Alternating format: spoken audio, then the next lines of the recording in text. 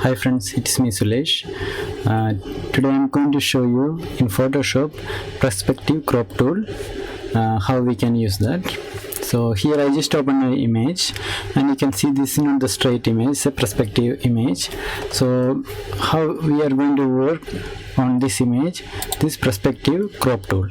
So I'm going to select here, I'm going to right click on mouse, then we will get this sub panel here. So from here you can find the perspective crop tool.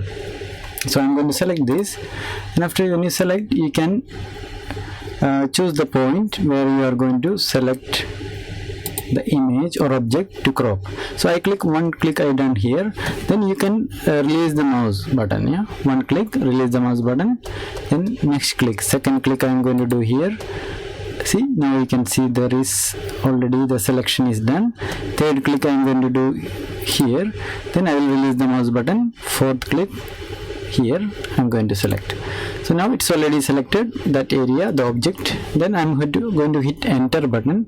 You can see now it's already straighten already this, and you can zoom out a little bit, so you can see now it's already change. The view is front view now.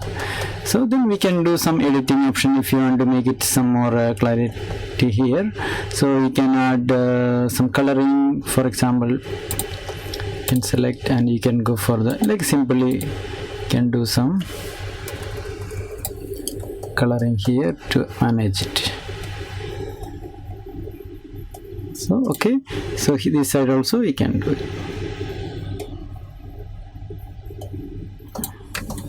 I hope you understand.